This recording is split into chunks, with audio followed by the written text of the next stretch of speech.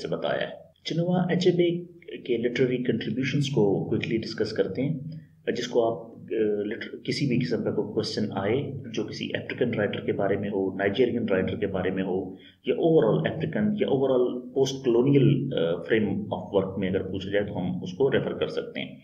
सो ये एक बहुत ही प्रोलिफिक, बहुत ही क्रिएटिव और प्रोडक्टिव और बड़े फर्टाइल किस्म के राइटर थे, जिन्होंने बहुत सिग्निफिकेंट कंट्रीब्यूशंस की हैं लिटरेरी फॉर्म्स में, जिसमें नॉवेल्स भी हैं, पोइट्री भी है, प्लेज भी हैं, एसेस भी हैं और दूसरे प्रोज के काम भी हैं।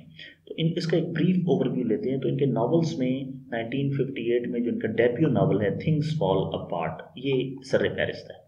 सो एचएबी का डेब्यू नॉवल है और ये क्लासिक्स ऑफ अफ्रीकन लिटरेचर है, और इसने इम्पैक्ट ऑफ कॉलोनियलिज्म और ट्रेडिशनल इबो सोसाइटी जो नाइजीरिया में है उसको फोकस किया है। और उन्होंने फोकस किया है जो प्रोटैगनिस्ट है ओकोंक्वो, उसको कि वो किस तरह एक कल्चरल क्लैश में पड़ा हुआ है कि अफ्रीकन ट्रेडिशन और यूरोपियन इन्फ्लुएंस जो है उसके दरमियान किस तरह उसको एक क्लैश का सामना करना पड़ रहा है। ये वैसे जो कल्चरल क्लैश है या इन्फ्लुएंस है, इसको हम किसी एग्जांपल से समझे तो हमें ज़्यादा पता लगेगा। तो जो अफ्रीकन्स और वेस्टर्न्स हैं इनके कल्चर को कंपेयर किया जाता है तो इनमें एक सोशल इंफ्रास्ट्रक्चर जो है उसका डिफरेंस है। फॉर एग्जाम्पल जो यूरोपियंस हैं वो इंडिविजुअली रह रहे होते हैं या अलग अलग ज़िंदगी गुजार रहे होते हैं, स्मॉलर न्यूक्लियर फैमिली यूनिट्स में रह रहे होते हैं, न्यूक्लिएटेड। लेकिन जो अफ्रीकन्स हैं इसके कल्चर में वो कम्युनिटीज़ में रहते हैं। तो ये एक डिफरेंस है एक कल्चरल। तो इस तरह के और कई डिफरेंसेस हैं जिसका सामना था हमारे प्रोटैगनिस्ट को। उसके बाद ये जो आने वाले दिनों में ये एक नॉवल जो है इसको हम इंशाल्लाह अलग अलग डिस्कस करेंगे। नो लॉन्गर एट ईज 1960 में इन्होंने ये नावल जो है लिखा है। तो इसमें भी ओबी ओकोंक्वो, तो ये ओकोंक्वो नाम भी जो है ना वो रिपीटेडली इन्होंने यूज़ किया। मीन्स कि इसकी भी कोई उनके शायद एक इबो ट्राइब से या उनके ट्रेडिशन से, ये शायद उनका किसी रिलेटिव या किसी दोस्त का नाम है जिसको ओकोंक्वो इन्होंने 2-3 नॉवेल्स में एज अ कैरेक्टर इंट्रोड्यूस किया है और मेन कैरेक्टर इंट्रोड्यूस किया है। तो एक यंग नाइजीरियन एजुकेटेड बंदा है जो इंग्लैंड में रहता है और इसे मॉरल डायलेमास और करप्शन जो ये मतलब इंग्लैंड में एक अच्छी लाइफ गुजार रहा है, लेकिन जब ये वापस आता है नाइजीरिया में तो वहाँ पे देखता है कि कितनी मॉरल डायलेमास हैं और कितनी करप्शन है नाइजीरिया के अंदर। तो ये जो मॉरल डायलेमास हैं और जो करप्शन है इसको हम अगर देखें तो मोरालिटी के पॉइंट ऑफ व्यू से जो गुड और मॉरल वैल्यू डिटरमिन की जाती है बेसिकली वो कॉन्सिक्वेंसेस फॉर ह्यूमन काइंड और ह्यूमन सोसाइटी हैं जो हमारे एक्शंस की वजह से होते हैं। सो अफ्रीकन मोरालिटी जो है वो उसके जो ट्रू एलिमेंट्स हैं वो क्रिश्चियनिटी की लाइफ के आसपास घूमते हैं। तो मतलब कि वो एक फ्रूटफुल वे फॉरवर्ड चर्च में तलाश करते हैं कि चर्च से जो बंदा कनेक्टेड है और वो गुड ट्रेडिशनल कल्चर के साथ कनेक्टेड है तो वो उस बंदे की मॉरल वैल्यूज़ अच्छी हैं। लेकिन अफ्रीकन ट्रेडिशनल बिलीफ्स और प्रैक्टिसेस जो हैं और वो मतलब पैगन और ईविल किस्म के उनको जो है उसको रिजेक्ट करता है। जबकि इनकी जो करप्शन की अगर बात की जाए तो जो लीगल रैशनल इंस्टीट्यूशंस हैं जो कॉलोनियल पावर्स ने इस्टेब्लिश किए हैं और उनके अंदर करप्शन को मतलब कि खुद जानबूझ के आप समझ लें कि शुरू किया गया या बनाया गया है ताकि वो जो कंट्रीज हैं वो कभी भी स्टेबल ना हो, और उनका जो इंटेलेक्चुअल और इंटरनेशनल सिस्टम जो है उसको रिग किया गया है और वो सिस्टम उस मुल्क के ही अगेंस्ट काम कर रहा होता है। तो करप्शन में अभी नाइजीरिया की पर्टिकुलर अगर एग्जांपल लें तो नाइजीरियन गवर्नमेंट के हर लेवल पे ये वर्ल्डली एक्सेप्टेड है कि वो लोग करप्ट हैं। तो कंसिडरेबल मतलब कि फ्रॉड बहुत ज़्यादा है, छोटी छोटी ब्राइबरी मतलब पेटी ब्राइबरी, छोटी छोटी रिश्वत लेते हैं, मनी लॉन्ड्रिंग स्कीम्स बहुत ज़्यादा हैं, एम्बेजलमेंट्स धोखाधड़ी, पैसों का बड़ा फ्रॉड ये है। उसके बाद सैलरीज जो हैं वो जो एक वो समझ लें कि ऐसे लोग हैं जो घोस्ट वर्कर्स रखे हैं, मतलब डिपार्टमेंट्स हैं उनमें लोग एग्जिस्ट ही नहीं करते लेकिन उनके नाम चल रहे हैं, उनके नाम पे तनख्वाहें ली जा रही हैं। और मतलब कि करप्शन को एज ए एपरेटस या एज ए टूल यूज़ किया जाता है, तो जिसकी वजह से बिलियन ऑफ डॉलर्स का नुकसान होता है। और मतलब मोर और लेस पाकिस्तान की भी सिचुएशन यही है, लेकिन हम उनसे कम से कम डेवलपमेंट में काफ़ी आगे हैं। अभी नेक्स्ट जो इनका है एक नावल जिसको हम देखते हैं कि बल्कि इसमें एक चीज़ रह गई है, complexities of post colonial identity. तो ये भी जो एक चैलेंज है जो कि सोसाइटी के चेंज को नेविगेट करने के लिए जो पोस्ट कॉलोनियल आइडेंटिटी की कॉम्प्लेक्सिटीज़ हैं ये एक बहुत बड़ा चैलेंज है। तो ये जो चैलेंज है, इनमें से हम एक दो एग्जांपल्स डिस्कस करते हैं। जैसे कि पोस्ट कॉलोनियल अफ्रीका जो है, उसके अंदर जो आर्बिट्रेरी बॉर्डर्स ड्रा किए गए हैं मुल्कों के अंदर, और ये मतलब कि जिस तरह पाकिस्तान है तो अफगानिस्तान के साथ पाकिस्तान के बॉर्डर का डिस्प्यूट है, इंडिया के साथ बॉर्डर का डिस्प्यूट है, तमाम नेबरिंग कंट्रीज़ के साथ, ईरान के साथ हमारे बॉर्डर का डिस्प्यूट है। तो बेसिकली जब कॉलोनियल पावर्स यहाँ से गई हैं तो वो हमारे बॉर्डर्स की डिवीजन इस तरह करके गई हैं कि हमारे मुल्क में फॉर एग्जांपल बलोचों को डिवाइड करके चले गए, सारे केपी के बेल्ट में ये हमारे जो पठान कबायली इलाके हैं उनको डिवाइड करके चले गए, जिन्होंने मतलब अफगानिस्तान में होना था, या इस तरह जिनके आपस में रिलेशन हैं। ये पाक स्टडीज़ या पॉलिटिकल साइंस वाला बंदा ज़्यादा बेहतर बता सकता है, लेकिन आर्बिट्रेरी बॉर्डर्स जो ड्रा किए गए हैं उसने as a consequence ethno religious problems जो हैं उनको क्रिएट किया है। तो मज़ीद आप नेट पे तलाश कर सकते हैं, लेकिन मैं ये इसको थोड़ा सा यहाँ पे एक्सप्लेन करना ज़रूरी था। नेक्स्ट जो उनका प्ले है या नॉवल है वो है एरो ऑफ गॉड। ये 1964 में लिखा है इन्होंने, पोस्ट कॉलोनियल नाइजीरिया के बैकड्रॉप और सेटिंग में लिखा गया है। ये एक इजियोलू की स्टोरी बताता है, जो गॉड उलू का चीफ प्रीस्ट है, यानी कि बड़ा पादरी है और प्रस्तश करता है या पूजा करता है गॉड उलू की। तो हम गॉड उलू को डिस्कस करते हैं। ये उलू हाईएस्ट गॉड है, उमुआरो, मैं शायद इस तरह प्रोनाउंस ना कर सकूँ, ये उनकी ज़बान में गाँव है। तो उलू ये 6 गाँव हैं, आप समझ लो। ये ट्राइब है कोई जिसके 6 गांव हैं, जिसमें एक गांव उमुआरो है। तो उधर और गॉड्स भी हैं, लेकिन वो थोड़े कम, लेस गॉड हैं, यानी कि लेस गॉड या कम गाड़ी, मैं इसको क्या कहूँ, आप समझ, उनकी वैल्यू ज़रा कम है, या वो निचले दर्जे के गॉड हैं या कम उनके ऊपर। लेकिन और वो सारे गॉड जो हैं छोटे वाले, वो सबसर्विएंट हैं उलू के, यानी कि वो सारे उलू से नीचे हैं और उलू को रिपोर्ट करते हैं। उलू बड़ा गॉड है ना। तो ये जो ये हैं प्रीस्ट साहब, ये उसकी प्रस्तश करते हैं, उस उलू की।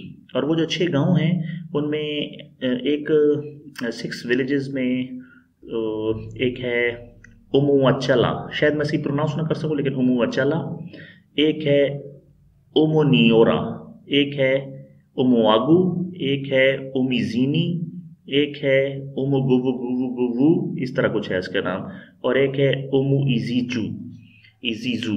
और ये मीन्स जिस तरह हमारे गांव होते हैं, हम जिस तरह कोकड़ी कले है, जिस तरह कालापट है, जिस तरह के पप्पी है, जिस तरह मतलब हमारे इलाकों में जिस तरह होता है मिठा टिवाणा, बिजार, इसी तरह पिंडी में चले जाएं तो ढोक सियाल, ढोक सिहाम, ढोक खब्बा, ढोक सज्जा, तो मीन्स ये इसी तरह उनके भी ये नाम है। सो नेक्स्ट इज, तो बेसिकली ये जो एरो ऑफ गॉड है ये एक्सप्लोर करता है themes of power, conflict and consequences of cultural and religious clashes. So ये जो cultural और religious clashes हैं, ये जिस तरह के अफ्रीकन कंट्रीज़ के अंदर जो कुछ ग्रुप्स हैं जो इस्लामिस्ट हैं, और कुछ उनकी एक बोको हरम की कुछ अपराइजिंग्स हैं नाइजीरिया के अंदर। फिर उनका कोई एक कॉन्फ्लिक्ट है अशबाब के साथ, वो अशबाब मिलिशिया मिलिट्री है सोमालिया के अंदर। तो जिस तरह ये हमारे एथनो रिलीजियस ग्रुप्स बने हुए हैं, इस तरह ये हर कल्चर में मौजूद हैं। तो बेसिकली इस कॉन्फ्लिक्ट के ऊपर ये बेस कर रहा है। उसके बाद इनका नावल है अ मैन ऑफ द पीपल, 1966 में इन्होंने लिखा है। तो नेक्स्ट जो मैंने वीडियो बनाई है वो a man of the people by Chinua Achebe है, और उसको बड़े डिटेल में हमने डिस्कस किया है। सो ये एक सैटिरिकल नावल है जो पोर्ट्रे करता है political turmoil, political problem of the African country, जबकि वो इंडिपेंडेंस के करीब है, आज़ाद होने वाला है, लेकिन उसके अंदर पॉलिटिकल क्राइसिस चल रहा है। और ये क्रिटिकल एग्जामिनेशन है पॉलिटिकल करप्शन और betrayal of the public trust, यानी कि इसमें जो लोग हैं जो मेन पावर होल्ड कर रहे हैं, और फिर एक पॉलिटिकल पावर से जिस वक्त नाइजीरिया में आर्मी का रूल आया, यानी कि मार्शल लॉ लग गया एक किस्म से, तो उसके दौरान की एक ये कहानी है। और उसमें पॉलिटिकल करप्शन, मतलब पॉलिटिशियंस जो करप्शन करते हैं, और मतलब कि अपनी सेल्फ के खुद के फ़ायदे को मुल्क के फ़ायदे से ऊपर कंसिडर करते हैं। और फिर वो जो पब्लिक ट्रस्ट, यानी कि उनको पब्लिक ने वोट दिए हैं और उनको हुकूमत में पहुंचाया है, लेकिन वो जब उधर हुकूमत में पहुंच गए हैं तो वो पब्लिक का ट्रस्ट जो लेके आए हैं उसको भी बिट्रे करते हैं, धोखा देते हैं। इसके आसपास इसकी कहानी घूमती है।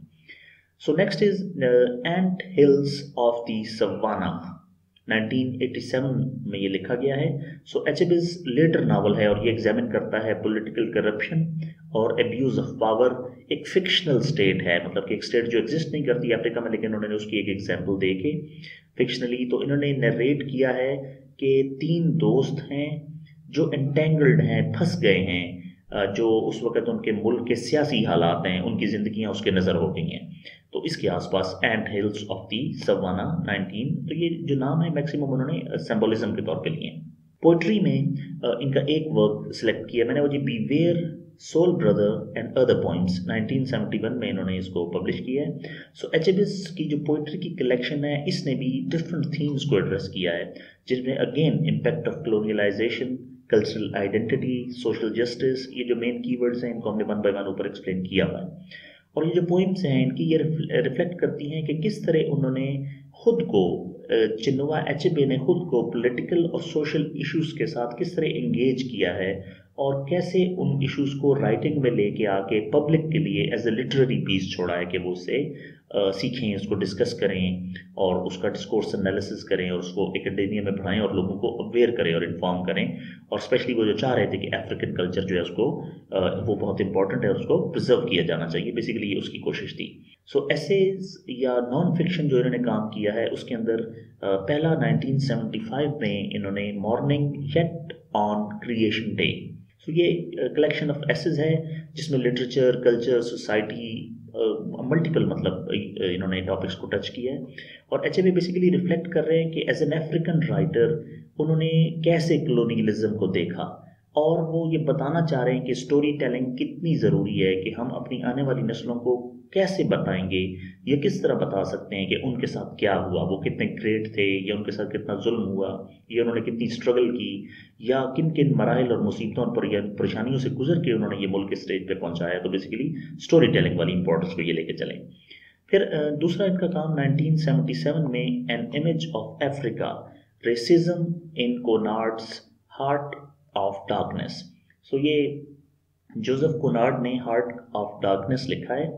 तो उस पे एक बहुत ही इंपॉर्टेंट और बड़ा ज़बरदस्त किस्म का एक सेमिनल ऐसे है और of great importance. Seminal means influential important, जो एचएबे ने क्रिटिक की है जोसेफ कोनार्ड के नावल के ऊपर, स्पेशली जो हार्ट ऑफ डार्कनेस के अंदर रेसिज्म का एलिमेंट अफ्रीका और अफ्रीकन्स के साथ एसोसिएट किया गया है, और हार्ट ऑफ डार्कनेस में अफ्रीकन्स को लोअर कास्ट शो किया गया है और वाइट्स को सुपीरियर कास्ट शो किया गया है। और एक सिग्निफिकेंट कंट्रीब्यूशन है पोस्ट कलोनियल लिटरेरी थ्योरी का ये चिनुआ अचेबे का।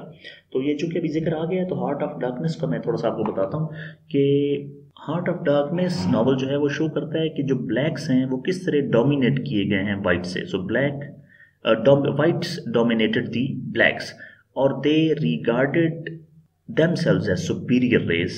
Whites were superior and the blacks were inferior race. तो ये जो जोसेफ कोनार्ड ने लिखा है उस पे बेसिकली ये क्रिटिक की है चिनुआ अचेबे ने। उसके बाद इन्होंने एक फिक्शनल नॉन फिक्शनल वर्क जो किया है वो 2009 में है, the education of the British protected child. तो ये अपनी मौत से 4-5 साल पहले उन्होंने, तो ये भी ऑटोबायोग्राफिकल ऐसे है। नॉर्मली ऑटोबायोग्राफीज जो लिखी जाती हैं वैसे लोग जब जिंदगी के आखिरी हिस्से में होते हैं और वो फिर अपनी पूरी जिंदगी को समोना चाहते हैं ना। सो जो ऑटोबायोग्राफिकल एस्पेक्ट है इसका, उसमें एचएबे रिफ्लेक्ट करना चाह रहे हैं अपनी ज़िंदगी के बारे में और अपने एक्सपीरियंसेस के बारे में, और वो अपने कल्चरल पॉलिटिकल चेंजेस जो नाइजीरिया में हुई हैं उसके बारे में इन्होंने ये चीज़ें लिखी हैं। सो चिनुआ अचेबे जो हैं इनका जो लिटरेरी वर्क की जितनी भी कलेक्शन है वो बहुत प्रोफाउंड है। उसमें अफ्रीकन आइडेंटिटी को उन्होंने एक्सप्लोर किया है, कलोनाइजेशन या कलोनियलिज्म के इम्पैक्ट्स को बताया है, पॉलिटिकल करप्शन और complexities of post colonial societies, कि उसमें आर्बिट्ररी बॉर्डर्स के जो इश्यूज बने, एथनो रिलीजियस ग्रुप्स जो बने हैं, पॉवर्टी जो आई है, तो ये सारी चीज़ें उन्होंने डिस्कस की हैं। तो उनकी राइटिंग जो है वो बहुत ही वाइडली स्टडी भी की जाती है, उसको सेलिब्रेट किया जाता है, एंजॉय किया जाता है, और जो कल्चरल इंसाइट्स हैं और एक लिटरेरी एक्सीलेंस है वो इनकी राइटिंग में हमें नज़र आती है। So this was all about Chinua Achebe as an introductory video of Chinua Achebe. Thank you for listening.